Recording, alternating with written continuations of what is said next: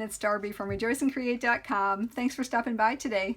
Well, this is the project I have for you today, and it's a very sweet little Easter basket, and the overall size is 3.5 inches by 2.5 inches by 1 inch deep, but the inside of the basket is 3 inches wide because it has this unique detail of being an inset side. And I think it is a very unique detail because I'm using a contrasting handle to really show off that inset. Now this was inspired by a mug cake pouch or hot cocoa pouch that I did at Christmas time last year. And it made a very unique presentation, and I'll link this video if you want to do them for maybe next Christmas. So for this one, I actually made a punch art lamb, and I'll show you how to do him in just a minute. And I actually used the Easter blessings from the Tailored Expressions Simply Stamped Tulips stamp set. Now I use that one for my project today, but I'm also going to use one from the Echo Park Have Faith, and I actually got this one from Hobby Lobby. Here's another sample that I created, and it is a little bit more neutral tone perhaps. Actually, I think they both are kind of neutral, but it doesn't have flowers on it like the other one does. And here's a third one that I actually thought I was filming once actually for the video, and apparently my camera wasn't on. So I have another sample as well. And on these I cut the sentiment apart and backed it onto the contrasting cardstock so that it would show out from the background. Now the great thing about this project is the basket is made with a 6 by 6 inch piece of paper.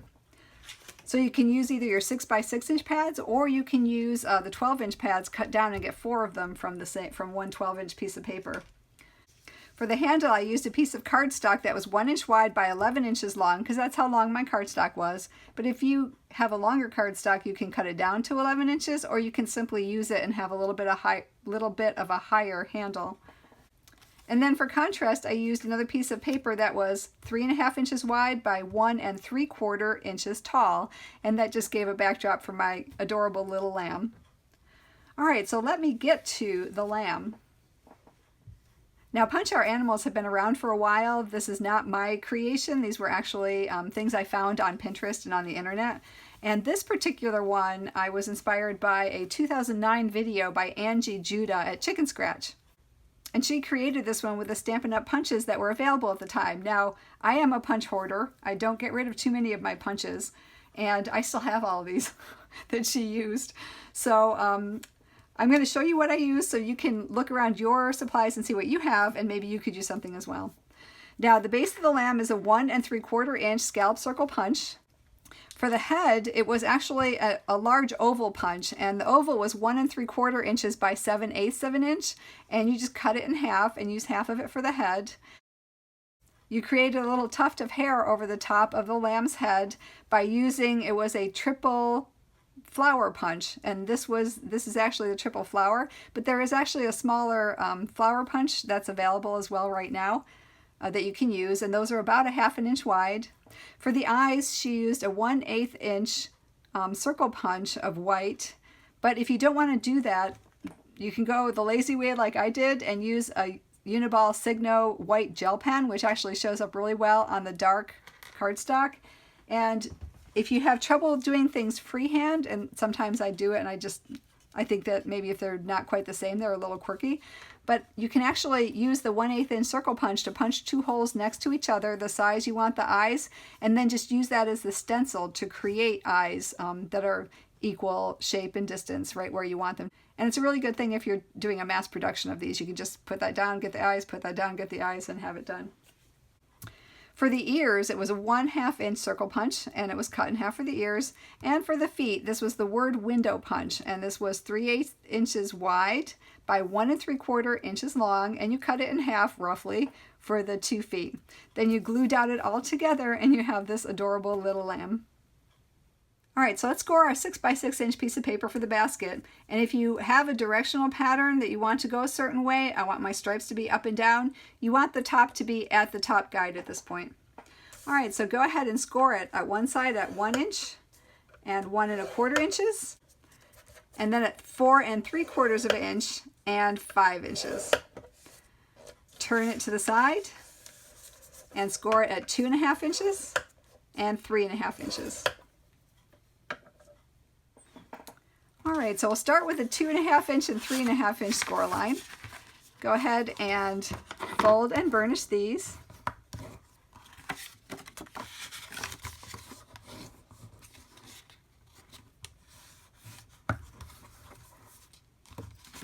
All right, so now we'll get to the sides.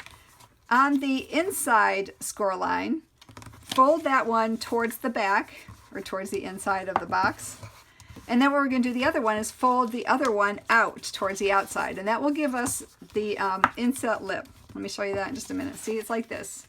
That's what you're going for, something that looks like that. And do the same with the other side.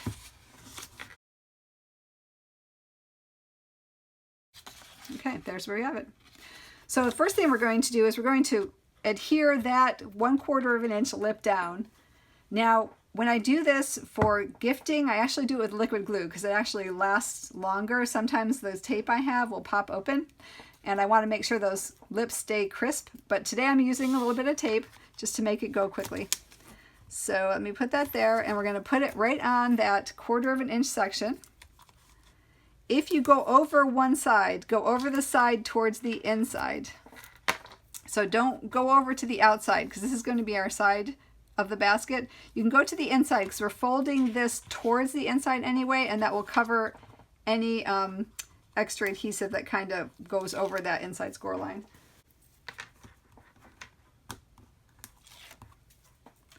All right, so fold that in and burnish it down, both sides.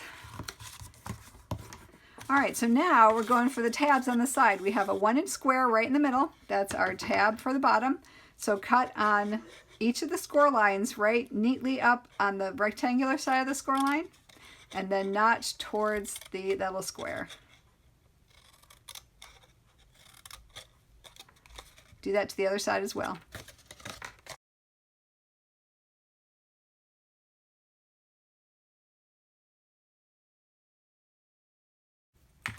All right, so put your 2 bottom tabs in. And then I'm going to use a little liquid glue on these guys.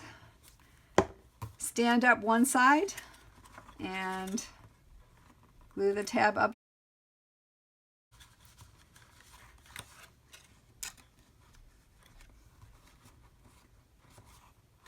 Now put glue on the inside of the other tabs, sides I should say.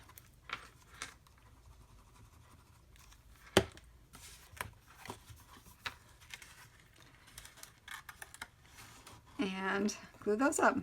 Now you can't lay it down to burnish it, but go ahead and pinch it really well together until it dries.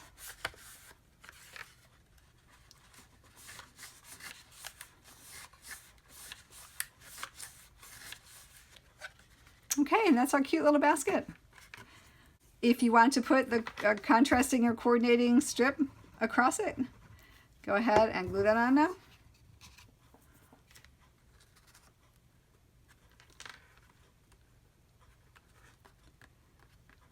And let me roll that over so I can press it down. And now we'll glue our handle on. And put some glue on this side. Take your handle and go ahead and just run it through your fingers to give it a little curve, and then glue one end down on the side inside the basket. Now, because this is exactly 1 inch, a 1 inch strip might be a little tight. If you find that, just trim a little bit, just a smidge smaller strip. But I found that my 1 inch strips usually fit pretty well on there. All right, let's go to the other side as well. Oops.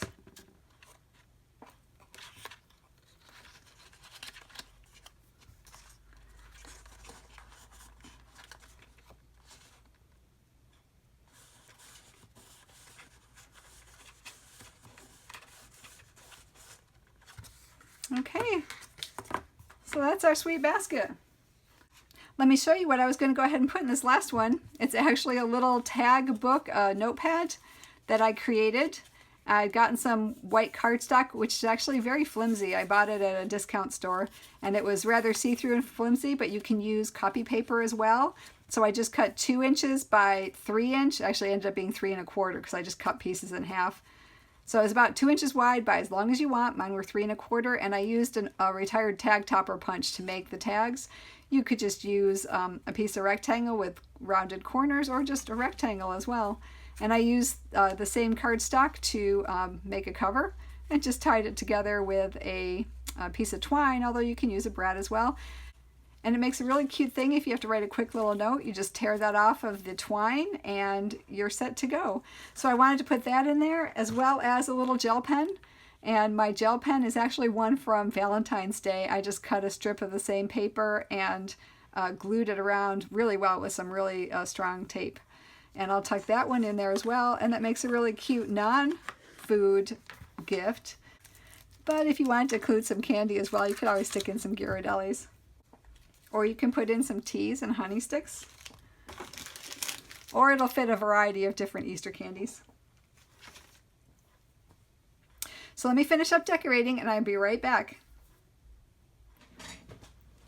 Alright, so here are all these cute little Easter baskets, and you can fill them with whatever you want. But I just thought it'd be a very sweet little treat to give to someone. So I hope you enjoyed this project, the inset handle Easter basket, made with a 6x6 piece of paper. If you like the video, please subscribe and hit the bell notification icon to be notified of new videos as I post them. For more information on this project and others, please visit rejoiceandcreate.com. And as always, until we meet again, I hope your days are blessed. Bye!